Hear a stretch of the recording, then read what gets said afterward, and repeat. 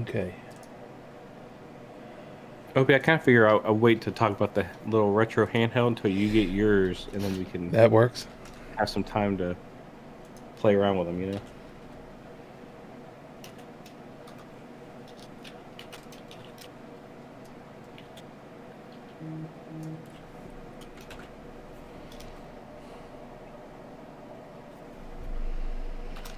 I'll wait just another minute before I do the social medias.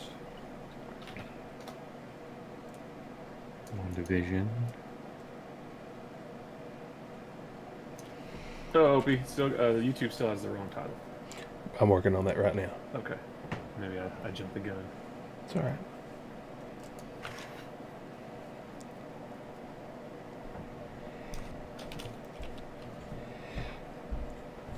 The only pickups I got this week is your comic books, Matt. Okay. I got 3.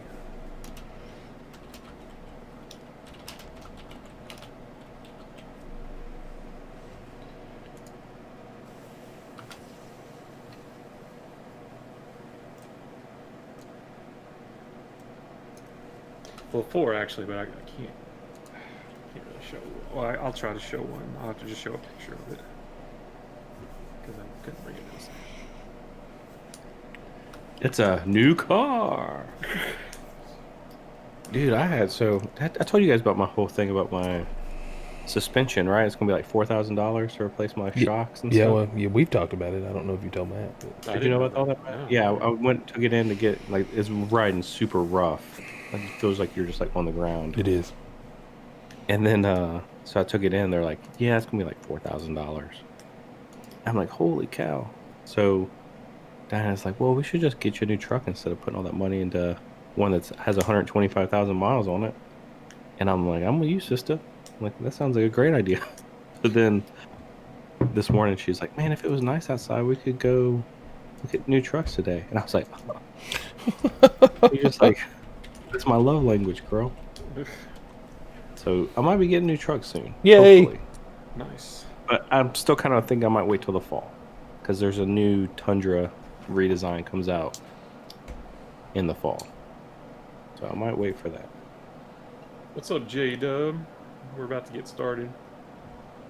Okay. Yeah, go ahead and I'll go ahead and do the social. Start streaming on there. All right, we're gonna go live on. You guys say something real quick. Check 1 2. Check 1 2. Sipowitz. Perfect. Sipowitz. All right, we're going live on Facebook. Let me share the link. Hello, Facebook. This is the Anything New podcast, What's episode up, 30. Facebook? We're getting ready to get started here. Yeah, let me just try to spend the next 10 minutes trying to type a URL on my phone. Is that what you have to do? Yeah, and it's awful because autocorrect yells at me every time. Can you save it to pretext? You know what? Actually, I could. If I wanted to, take the easy way. Who wants to do that? Nobody likes to half-ass anything.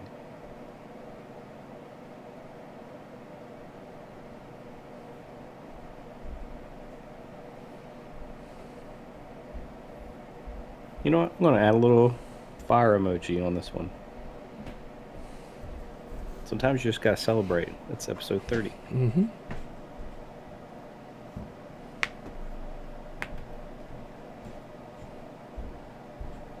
All right. We're ready to rock and roll. Matt, the floor is yours. Let's give Craig a little pause and be ready to go. Yeah, hang on just 1 second.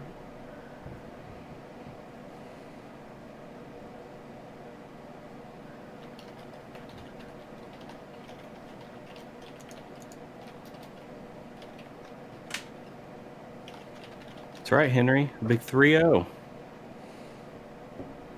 Yep, that's right. Okay.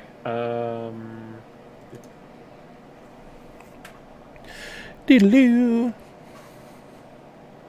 All right.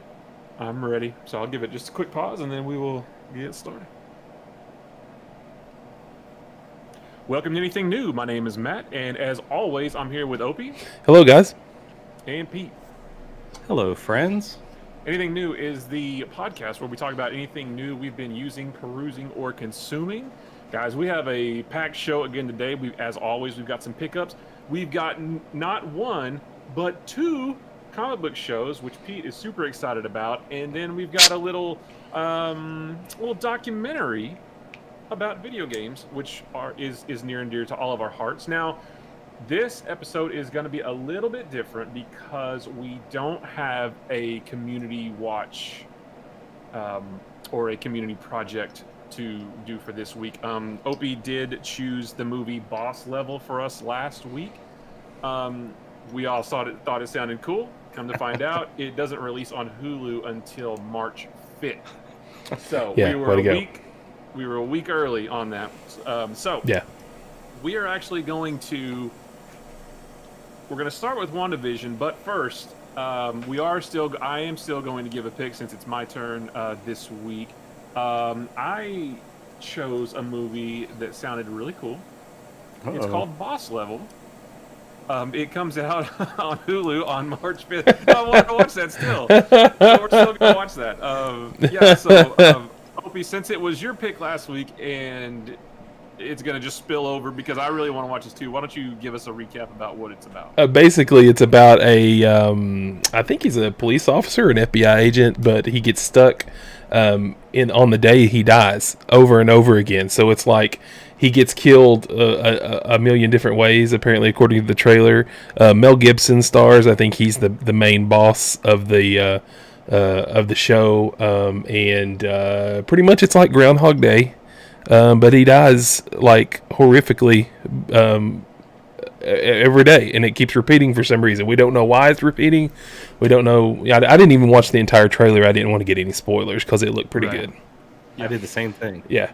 Yep. So this one. So again, guys, this one is on. It's a Hulu original, so it'll be on Hulu, but it won't be there till the 5th. So we like to put these things out, give everybody a week to watch it, but this one won't come out until Friday, so you'll only have Friday or Saturday or Sunday to watch it before the next show. But cool. It sounds super cool. It's got Frank Grillo. I like Frank Grillo. I think he's super cool. So I wanted to poach your pick because I really still wanted to watch it and talk about it. So that's what we're going to do for next week. We are going to cruise right on into WandaVision. Guys, WandaVision. This was the penultimate episode number 8. We got one left coming out this Friday. This episode was it was called Previously On, and it basically gave us sort of Wanda's backstory more than we've ever gotten in any of the other movies, and also it just showed us how we got to WandaVision in the first place. We got to see, Wanda and Pietro's childhood. We got a really cool scene of when her parents were killed, when the Stark Industries missile crashed into their house or their apartment building, which Wanda talked about in Avengers: Age of Ultron from 2015. We got to see that scene fleshed out, and in Age of Ultron, she talked about how we sat there for 2 days waiting for the bomb to go off, and it never did. Oh, wow. This episode sort of retconned that a little bit by showing that she caused it not to explode. She used the probability hex, which is one of the big takeaways from this episode, which reveals that she had some semblance of powers already before all the experimentation with the Mind Stone from Baron von Strucker. So that was a pretty big thing to hint that maybe mutants are around already, and that might pave the way for X-Men later. We find out how she created Westview. We find out that the Vision that we've seen this whole time is not. Everybody assumed that she stole Vision's parts and reanimated him. We find out that is not the case, that the Vision that we've seen this whole series is a complete construct, just like her kids are, and that she shouldn't be able to do that because that level of power is crazy, known as chaos magic. And at the end, we got the awesome, Agatha Harkness said, "That means you are the Scarlet Witch," which is the first time she's ever been called by her comic book name. So this was just a big, an episode shows how we got to where we are. So, guys, what did you think about this one? I thought it was good. I thought it was kind of funny how the federal agent was at the place where Vision was being held was kind of like when she asked if she could have his remains, and he's like, "Do you think we would let somebody with your powers hand over just a weapon like that to you?" And then he's like, "No, of course we won't." And then he's like, "But here, come on inside and you can see it." You know what I mean? Like, well, of course, if you just like waltz her right in there and let her see it, something bad's going to happen. And then she blows up the glass and hops down there and kind of, goes to feel him. Like, puts her hands on him and then kind of realizes that he's no longer there, that it's just now, it's just a big hunk of vibranium. So that was kind of probably a pivotal moment that, whatever soul was with Vision was no longer there, and he wasn't, it's just kind of like a human, you know what I mean? Like when you die and you leave your body and your remains are just remains. So it's kind of like that. I thought that was kind of cool. Pete, did you think that this after it's completed, and I know how you felt about the first 3 or so episodes, do you think now that it recapped it all, does that make you feel better about the first of the season, or do you think they could have been maybe done a better job of splicing in sort of the previous, like, flashbacks and help you learn why she's doing what she's doing? Yeah, I don't think that the story is bad at all. It's got a good story. It was just the setup was just a little too long, and there's just a lot of little hidden gems and things for the super fanboys where it's not really geared to people like me who have seen probably 2/3 of the movies, maybe even a little less than that. But but it is good, and it's a good story, and I like the last couple episodes, in my opinion, have been the best ones of the whole season. Yeah. And I'm looking forward to see what happens on the last one, because I kind of have an opinion of what's going to happen, but I'll go ahead and... Well, no, Matt's been saying that the whole time. Just get through those episodes. But you really, a good season, a good TV show, it's hard to tell someone to power through 1 or 2 episodes, let alone a season or something, before it starts getting good. But sometimes that has to happen. But you're right, the first couple of episodes where they just completely go all in on the television shows and don't even give you a glimpse of the outside world could leave the non-fanboy, and we've said that all along since we've been reviewing WandaVision. But I thought the episode was great. It really, I love how Agatha totally was in awe of her powers. Like, it showed that she had been a witch from the Salem witch trials, and I guess a much weaker witch compared to Wanda. And she was just in awe and wanted to know how she did what she did, because she's pretty much all powerful according to Agatha, and it's crazy to see where they go. Was power brooch, man. She killed that head witch, took the power brooch, and she's been rocking that all these years. I don't know if that brooch really is anything. No, it's the power brooch. I looked it up. No, I'm just okay. What was the vision? What was the bright light she was looking into and saw a figure? Was she seeing herself in the Scarlet Witch? Yes. Get up. Okay. Yeah, I believe so, and I think that we're going. Yeah. So that the silhouette that she saw when she, and I don't know if so she walked into the room that was when Baron von Strucker and Hydra was experimenting on her. We didn't get to see that. We've never seen that before. We just saw the after effects of that in the post-credit scene. But that was Loki's thing. Yeah, it was Loki's scepter, right? Yeah. And the casing of the gem shattered, and we saw the Mind Stone. I don't know. I'm curious if that actually happened, or if she just, it just, because it's the Mind Stone. I don't know if maybe the Mind Stone put that vision in her head about it shattering. But yeah, the silhouette that she saw, that was a comics accurate Scarlet Witch outfit, and I think we're going to see that maybe in the next Doctor Strange movie. I think that was showing her kind of a vision of the future, because she, witches in the comics in a way, witches can actually kind of do that, not like predict everything, but they can have visions of the future. And I think that that's what that was doing, is giving her a glimpse of her future, what she will eventually become. So it was just, I think that was just a little, and it was a nice little tease too. So I was like, oh, that's a good tease. That segues into the big tease, which was the apparently the White Vision, right? Yeah, so post-credit scene, Sword used some of the leftover Wanda energy from the Stark Industries missile that they sent in. They used that. They actually succeeded in putting the Vision back together.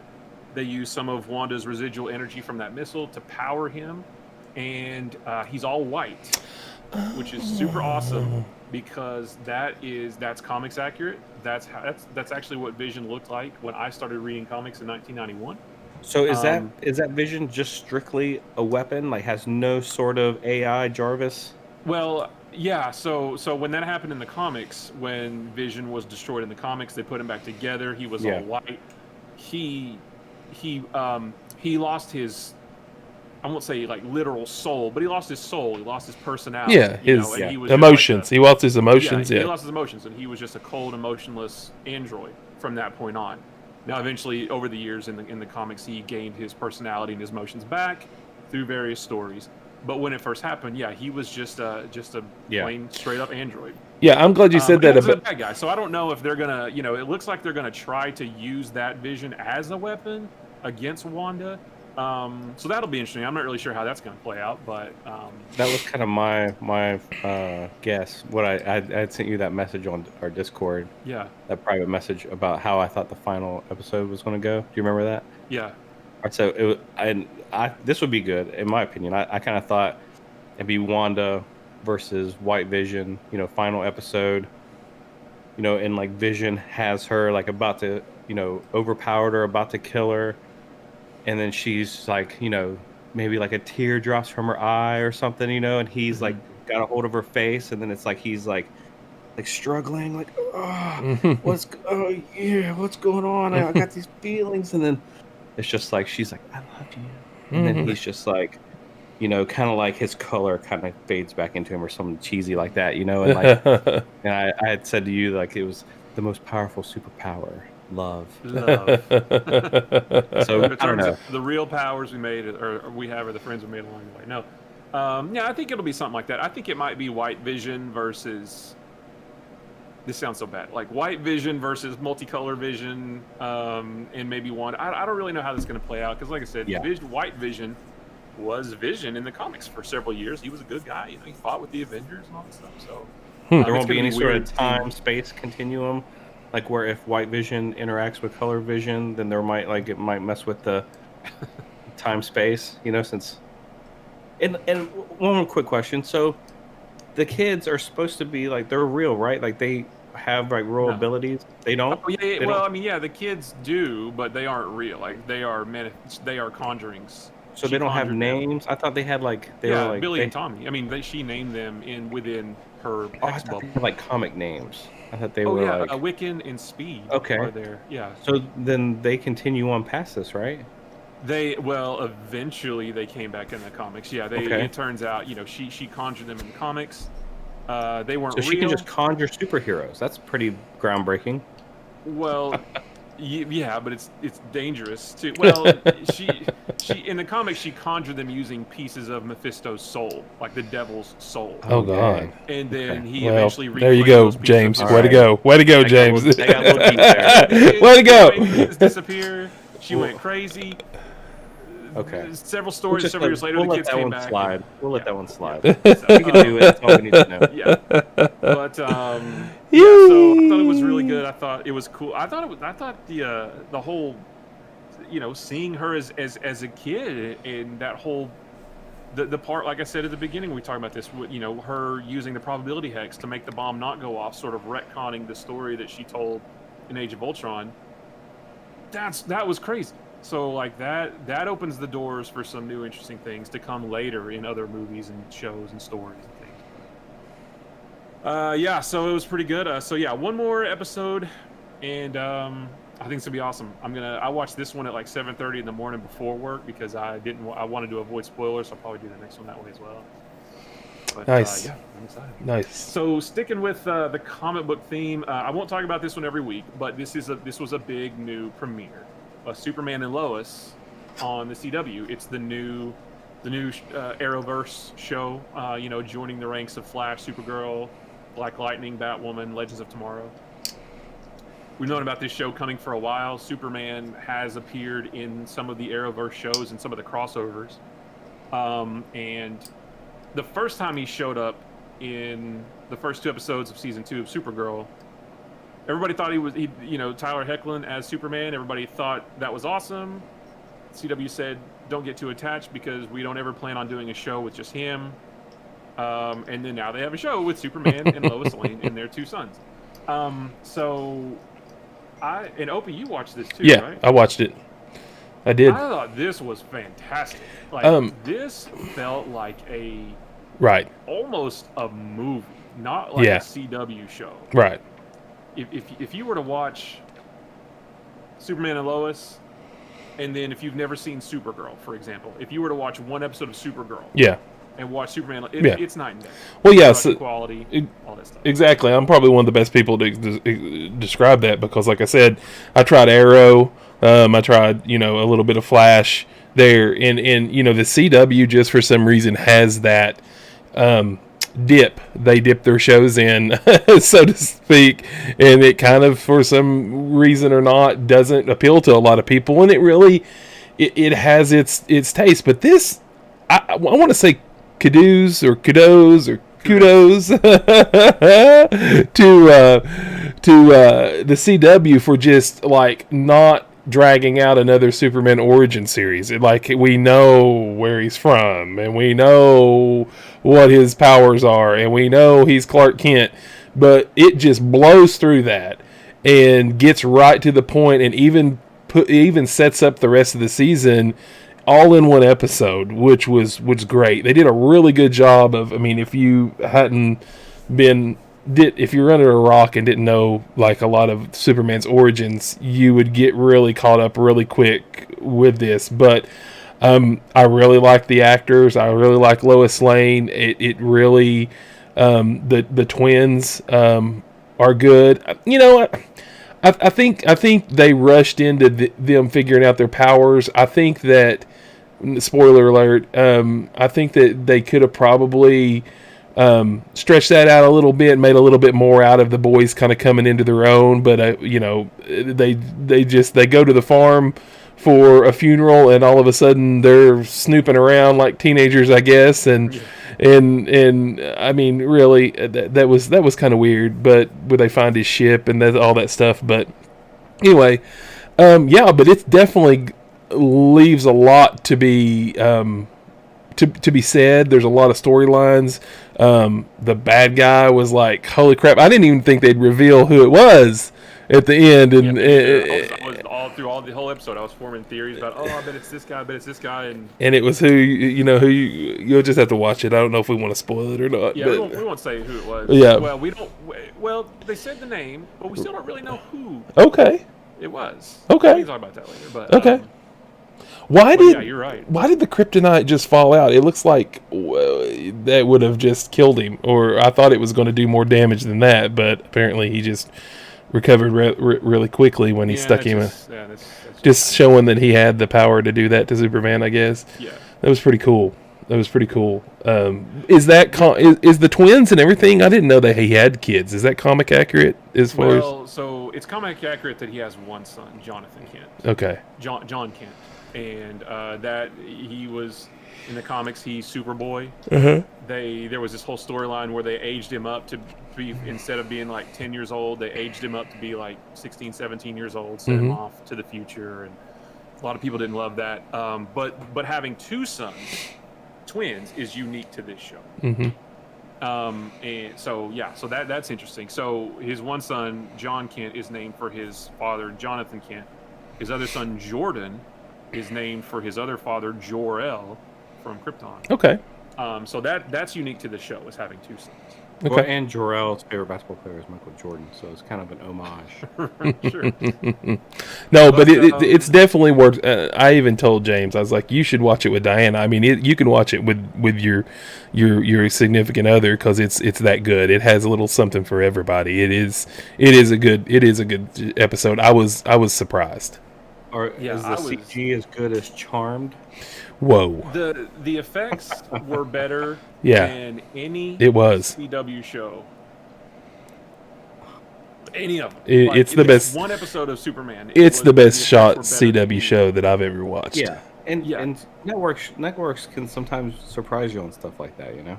The know one thing I worry about is, can they keep this quality? Because, like, Yeah. I thought the first 2 seasons of Arrow were pretty high quality, and it just kept going down and down, and the cheese factor kept going up and up. And I still, I love Arrow, but so I don't know if they can keep this up. I hope they do, because this pilot, it was a 2-hour, well, with commercials, 2 hours, but it honestly, it's the closest thing to like a movie that I've seen from the CW. Like, it was almost movie quality stuff. The cinematography, the camera work, the effects, all of it was just so much higher quality than any of the other Arrowverse shows. It was insane.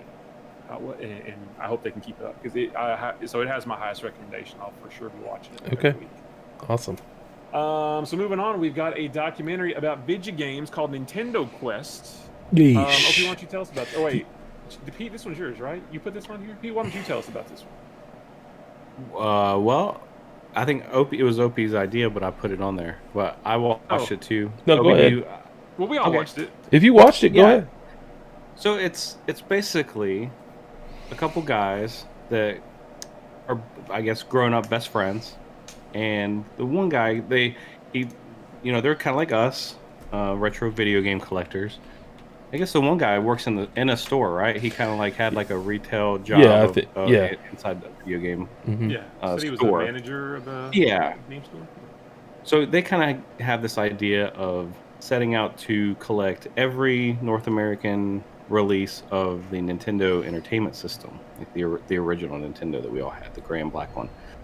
So they kind of get this idea, and instead of just being able to go online and add to cart, then wait on the shipment, they decided that it would be fun to try and collect them all in person, or at least offline. Right. Because there's a few that they try and get through telephone conversations with dealers and people from other states and stuff like that. So it's basically that. The quest is to collect every North American release of the NES. And yeah, I mean, it's a low budget Sure. documentary, Sure. There's low budget documentaries, and then there's this kind of felt like it was kind of filmed, Yeah. with just like it, in no offense to us, but it was like as if we decided one day, let's make a documentary Yeah. on Nintendo. Yeah. Because this isn't like a big production company No. that got behind this and gave them a bunch of money. These are just guys that probably had the equipment and the time and said, let's do this and just put it out there and see what happens. So it's about the adventure, really, of collecting the games. Yeah, You and go you- to all the different little shops. Sure. And private collectors. I was just going to say, you could tell because, like, a big chunk of the guy's time, like, he had 30 days, and we're talking 678 Nintendo games, okay? Like, the original carts. He didn't have to get, like, boxes or books or anything like that. But he was going to have to drive around the country to get this done. And he had, like, work commitments that kept coming up, and he had, like, it would jump a timeline, it would jump 10 or so days. Like, he wasn't he couldn't fully commit himself to spending the I don't know if they had the budget or what to just commit to 30 days, because it wasn't a daily documentary, because it would skip a week or so at a time. Go back and work. We had to go back and work and do something or something like that. But anyway, it was insane. I knew it would boil down to those handful of games that were hard to get, And Little Samson and the track and field game. the track, he had like a top 20, like the top 20 most rare games. Yeah. Like, that was like a separate list they were keeping track of. Yeah. And then all the other ones. Hundreds and sometimes thousands of dollars for a single game. Sure. And that was the one part of the whole show that I did like, is they kind of delved into the backstory of some of these games and kind of the things like that. There was a lot of Nintendo history. So if you like learning about vintage game history and like some of the obscure titles and why they're valuable, like the way the one track and field game, it was released with the Power Pad, or it was released for the Power Pad by a different developer, and then Nintendo was like, whoa, this is amazing, we want to buy this and release it with the Power Pad. It was like a combo. So if you were lucky enough to get one of the earlier versions before Nintendo bought it up, then that's why it's worth a bunch of money. And there's other rare cards, like there's second party Nintendo cards that people search for that are different colors. And there's also the one that's probably the rarest is the Nintendo World Championships card that they use for the tournaments, and it actually has little switches on it that you can change the difficulties. Those were not part of this quest. Right. This was the just like released in stores. This is the released in stores inbox stuff. But spoiler alert, he doesn't get all 30. He doesn't get all the Nintendo games in the 30 days, so he actually fails the initial quest. But he goes back with the help of some, of this major collector. And guys, these big time collectors, they're so laid back at like, I just don't understand how they get what they got, because he was just like, here's a little Samson. You mean this one over here? If I've got it over here, then I've probably got it over here. Do you want it in the box or you want it out of the box? I guess that's just what they do. But it was. Go ahead, Matt. I was gonna. Well, so let me ask you guys: did you like it? Did you like the documentary? It was okay. It was okay. I mean, I watched it, and like I said, I like the little history tidbits. I thought they did a good job on that. The actual journey wasn't that great for me. No. And I didn't really like the dude very much. I didn't like the dude either. Whenever he went off on his dad, I didn't like who died of a heart attack. I kind of lost him at that point. I was like, dude. So I want to touch on that. Everything you just said. I have those same thoughts. So I didn't really love it that much, because I was like, okay, this is a documentary about a group of people going across. They're from Canada, but they ventured into the U.S. as well. So they searched, Canada and U.S. And they're gonna travel for 30 days looking for all the Nintendo games. Mm-hmm. And it was an hour and a half documentary, and I'd say at most 45 minutes were about them traveling around, and the rest of it was like little bits of Nintendo history. And there was a segment with Tommy Tallarico talking about the music of those old stuff. I didn't want that from this, because there's so many documentaries that give you that same information but do a better job. I want the documentary to be about their quest. And it every time it's like, okay, they're on the road and they're going to go to these shops. This is cool. What are they going to get? And then it would like come to a screeching halt. And start talking about like the 1990 video. He was, and I think a lot of the shops he went in that he didn't feel comfortable negotiating or didn't buy anything in, like they didn't even put on the film or whatever. And they showed this map of them going everywhere, and there was just a select few shops you got to see. Actually, the guys, the two Asian guys that have the shop in that he bought a bunch of them, they're on, like, I watched that Game Chaser YouTube channel. They're well known in the retro game. They have everything up there, as you could tell, but they're well known. But it was weird too, because in the middle of it, the main guy's name is Jay. Talked about how his father wasn't a very loving father, and then he remembers when his father died and how his father didn't really understand any of the stuff he was into. And like in the middle of the documentary, there's like this really sad moment. Oh, there goes Craig. Craig, you turd. Yep. Come on, Craig. Let's see if we can get Craig back in here. Yeah. Craig is our production assistant who helps us with the recording of the audio. I always feel like Craig is like, if you guys have ever watched Dr. Disrespect, and how he's always yelling at the guy off camera, Alex. And it's not anybody, it's him, but he's just yelling at him. Let's try it through the mod text here. Sometimes that works. Does it? Oh, I may need to. Hold on. We're doing some serious. There you go. There you go. Analysis. Hey, Craig. Nope. There you go. See you, Craig. Is he This is what happens when you rely on technology to do a live show.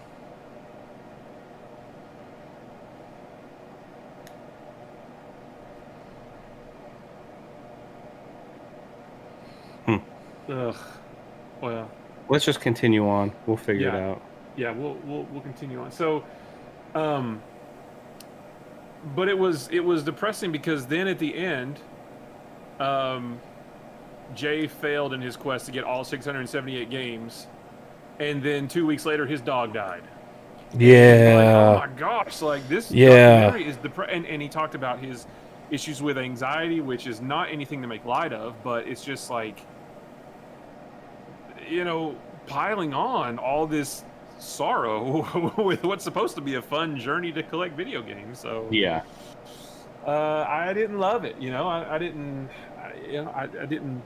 There wasn't enough journey. And what I thought was going to happen too is like, I was like, well, they're in Canada, and we joked before about how all the retro games are in Seattle and Canada. And in the first 3 days, he had like 300 games because he just called his friends. Yep. Who had a bunch of Nintendo games, and they sold it to. I was like, well, this isn't.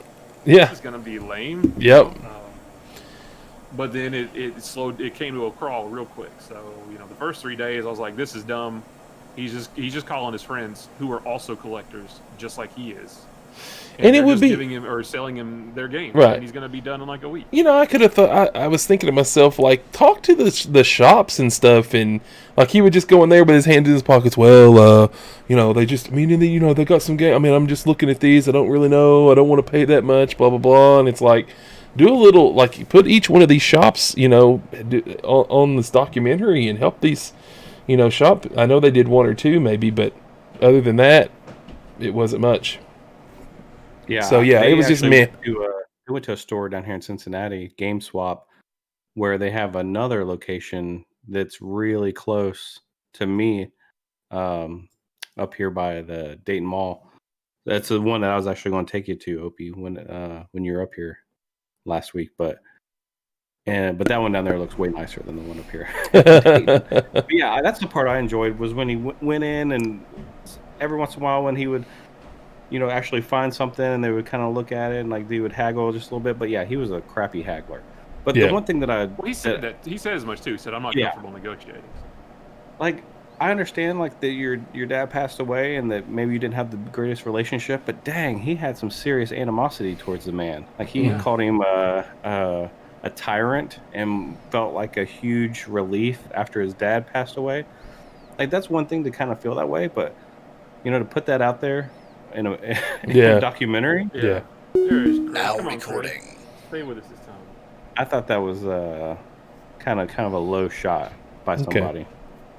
Yeah, that when he said that made me want to go hug my kid instantly and say, "Hey, let's play a game together." But yeah, there was one thing I had to say. He was a heck of a Star Wars collector. Holy smokes!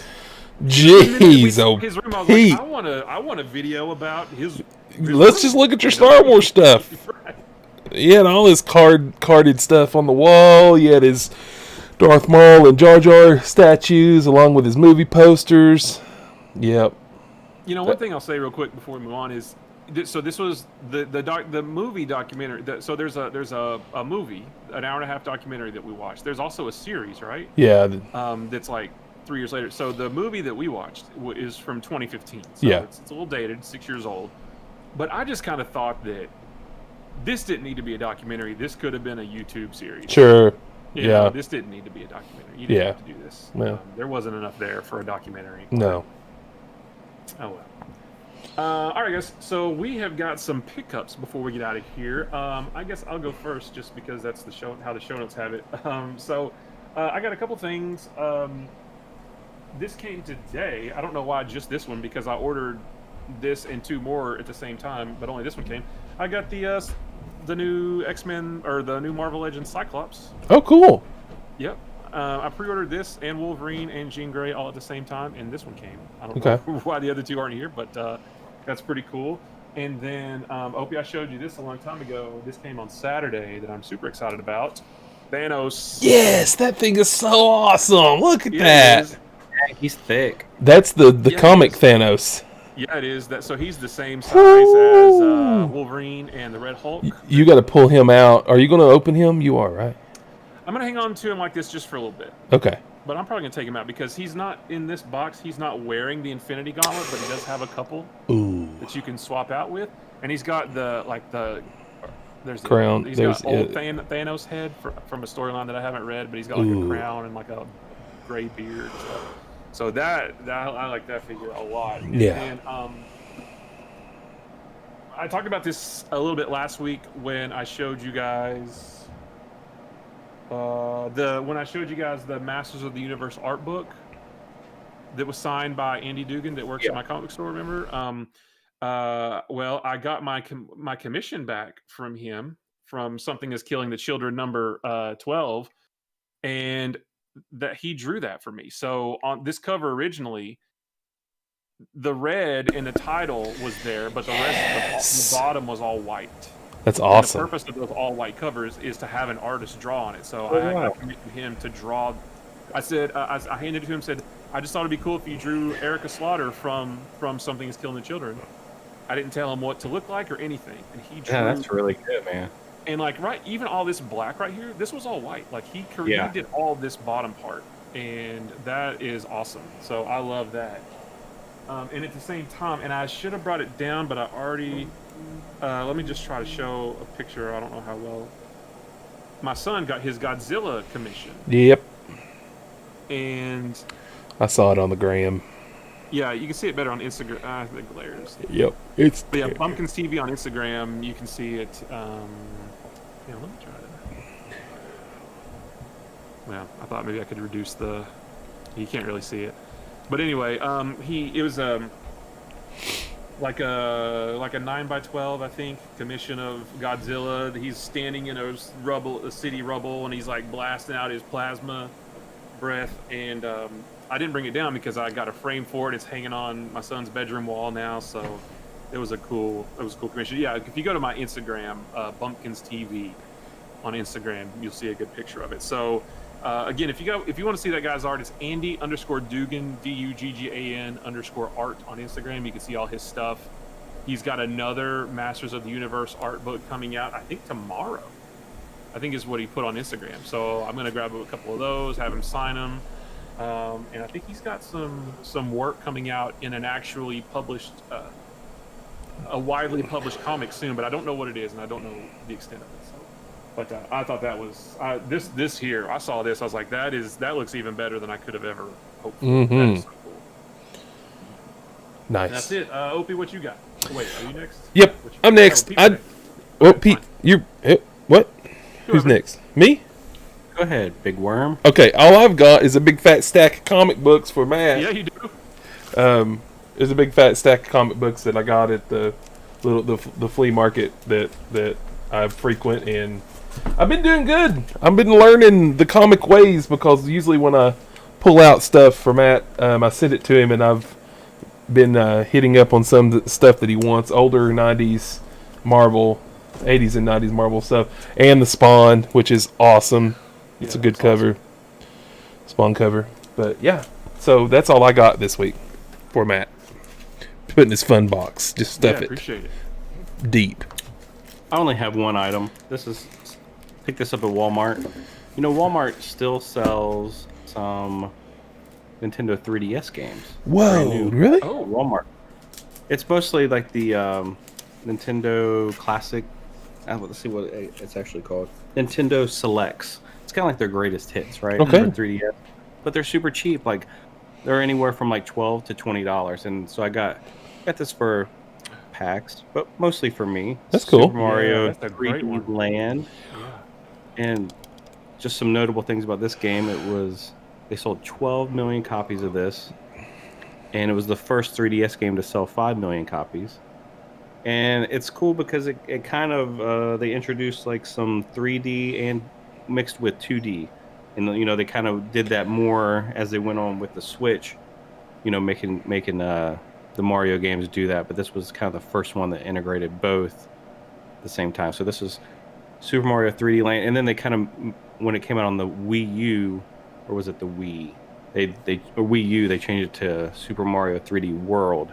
So this is the Super Mario 3D Land. Yeah, this was like $14.95 or something. They had like the Zelda games, which I already had, like Ocarina of Time and all those for 3DS. But yeah, so if you're looking for some cheap games for like a 2DS or 3DS, then check Walmart, because they had like a little stack above the Nintendo Switches that had some, it was like Animal Crossing games and some like Tetris multi games, with a few titles. But yeah, cheap little options for the kiddos to play around with, or for your own collection. Yeah, that's a good physical. Yeah, I think I've got Zelda Ocarina of Time and Twilight Princess. No, the Mask, Majora's Mask. Mask. And it's part of that, like, sort of quote unquote greatest hits line. Yeah, those are cool. And they were like $15-$20. Yeah. Nice. Yeah, that Mario game is super fun. It'll be nice whenever we can get the Nintendo Switch games that cheap, you know what I mean? Like whenever, because we had talking about, like, they're talking about a hardware refresh for the Nintendo Switch. There's rumors. That's not going to make the games any cheaper. No, but the next handheld after the Switch, then Oh yeah, maybe. I guess I don't know, man. Every time I see, like, I follow the cheap ass gamer Twitter account and Wario64, all those guys that always tweet deals, and every time there's like, oh yeah, first party Nintendo Switch titles on sale. I'm like, sweet, what is it? It's Mario, is that whatever on sale for $43. I'm like, that's not on sale. On sale is like $20. Yeah. None of the first party Nintendo stuff goes on sale. Oh man, they keep it so expensive, and you cannot find that Bravely game for the Switch. I went to 3. Oh, Bravely Default too, really? Yeah, it's really? Well, at least here, like either they didn't know that there was going to be that many people. I don't think it's out yet. Oh, it's out. Is it? Yeah. Oh. Yep, it's out. It came out like last week, but I just happened to be at a Walmart on release day. And kind of was like, oh, I'm gonna go check back and check it out. And they had a spot for it, and it was sold out. Then I was at Target, sold out there, and then I was just at Walmart tonight, sold out there. So I don't know what's February 26th, 2 days ago, Friday. Yeah, that's when you get it digitally. You could download it. No man, come on. We're all about that physical lifestyle, except for Steam, which I did start playing. I guess I should talk about that too. I got a buddy. One of my old paintball buddies, from when I was like back in my teenage years, I've just stayed real close with. Just a great guy named Paul. He kind of got me into Apex Legends. He's been playing it. He's like max as you can get, right? It's like level 500. You know how like these games just are crazy with their levels, like Overwatch and stuff like that, like ranking up. So I mean, I've known that he's been playing Apex ever since it came out. Well, he's like, play Apex with me. And I'm like, well, it's free to play, so I'll just hop on there. Kind of in between games at the moment. So hop on there, and it's like, he just has like every charm, every skin. He's just like collected stuff over the years, because it's been out for, probably 2 years or so? But yeah, a couple of years at least, I think. Yeah, so we've been having fun with that and learning that. But it's a totally different battle royale. It's not like Call of Duty where, you shoot somebody 2 or 3 times in Call of Duty, they're dead, This, it's like you have to put like 15, 20 bullets in somebody, because there's all these different types of shields and levels of shields. And some of the legendary guys have like more shields, or like they're more of a tank. So it's kind of crazy to get a grasp of it. All different kinds of weapons. But I'm having fun with it. It's not my favorite battle royale, but it's something fun to play and free. I mean, can't beat free. Free is good. Free 99. It's free, that's riddled with microtransactions, and you can't really play unless you throw money. That's true. Well, guys, that is it for everything on our list. Pete, why don't you give us the social medias and let people know where they can find us through the week? Yeah, guys, if you're on Twitter, which I think probably most of us are, we're on at anythingnewcast. Check us out on the gram, Anything New Podcast. You can always drop us a line at our Gmail, anythingnewpodcast@gmail.com.